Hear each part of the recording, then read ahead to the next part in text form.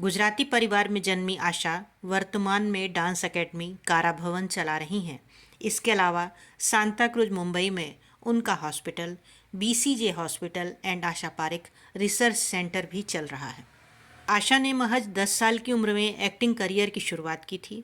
1952 में रिलीज हुई फिल्म आसमान में उन्होंने पहली बार बतौर चाइल्ड आर्टिस्ट काम किया था।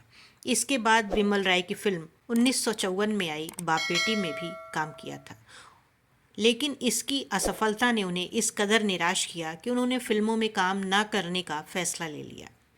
इसके बाद आशा ने 16 साल की उम्र में फिल्मों में वापसी का फैसला लिया। वे विजय भट्ट की फिल्म गूंज उठी शहनाई में काम करना चाहती थीं, लेकिन डायरेक्टर ने उन्हें यह कहकर चांस नहीं दिया कि वे स्टार मटेरियल नहीं हैं। हालांकि दूसरे ही दिन उन्हें प्रोड्यूसर सुबोध मुखर्जी और डायरेक्टर नासिर हुसैन ने अपनी फिल्म दिल दे के देखो में साइन कर लिया।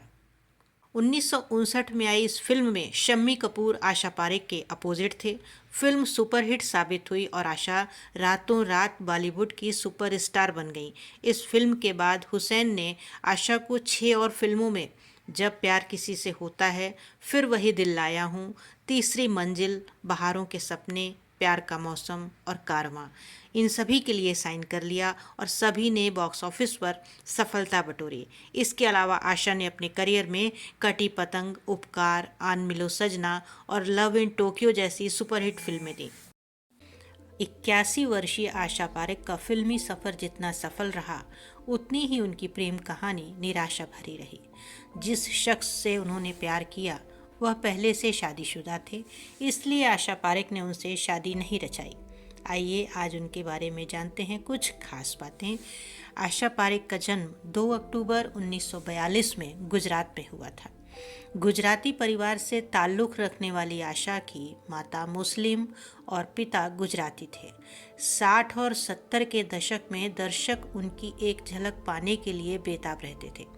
उस दौर में आशा पारेख को सिर्फ उनकी फिल्मों के लिए ही नहीं बल्कि उनकी फ़ीस के लिए भी जाना जाता था। उस दशक में वह सबसे अधिक फ़ीस लेने वाली अभिनेत्रियों में शुमार थीं। उन्होंने कई अलग फिल्मों में काम करके अपनी एक अलग जगह बनाई थी।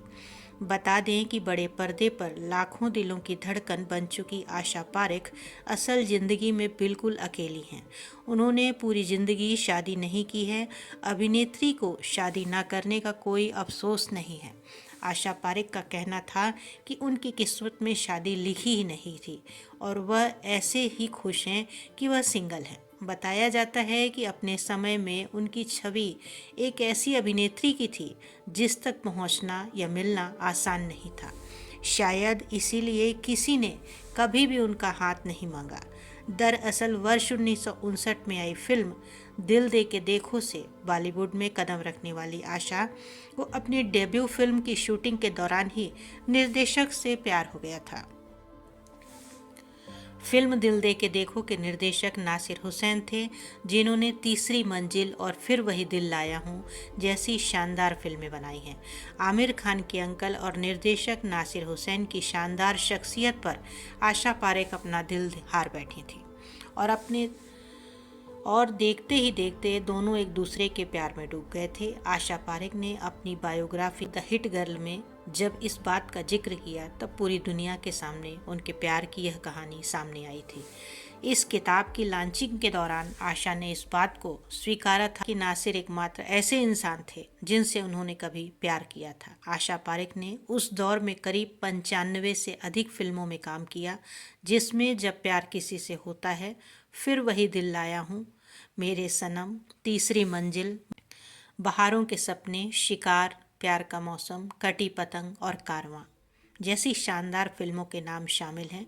Legendary evergreen actress Asha Parekh जी ने हाल ही में खुलासा किया कि उनकी माँ एक स्वतंत्रता सेनानी थी और उस दौरान अगर उनके चाचा ने उनकी माँ की मदद ना की होती तो शायद उनका जन्म जेल में होता। एक चाइल्ड एक्टर के रूप में अपना फिल्मी करियर शुरू करने वाली आशा पारेख ने अपने 4 दशक से अधिक लंबे करियर में 95 से अधिक फिल्मों में काम किया है।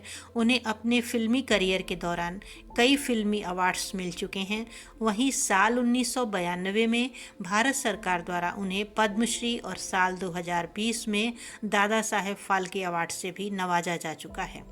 आशा पारेख की मां का जन्म एक मुस्लिम परिवार में हुआ था। बाद में उन्होंने गुजराती हिंदू लड़के प्राणलाल पारेख से शादी की और सलमा से सुधा पारेख बन गईं। आज़ादी की लड़ाई के उस दौर में उन्होंने भी अंग्रेजों के खिलाफ संघर्ष में हिस्सा लिया और विद्रोह करने के आरोप में जेल भी गईं। एक बार औपनिवेशिक राष्ट्र के खिलाफ प्रदर्शन करने के दौरान गर्भवती होने के बाद भी उन्हें जेल भेज दिया गया था। ऐसे में कुछ समय के लिए सुधा पारेख ने आशा पारेख को अपने गर्भ में रखते हुए अपना जीवन जेल में बिताया। उसी दौरान आशा पारेख के चाचा को इस बात की खबर लगी तो उन्होंने सुधा पारेख को घर ले जाने का फैसला किया ताकि वह सही देख रेख में अपने बच्चे को जन्म दे सकें। साल 1942 में स्वतंत्रता संग्राम के दौरान जब सुधा पारेख गर्भवती थीं तब वे लड़ाई में पूरी तरह समर्पित थीं।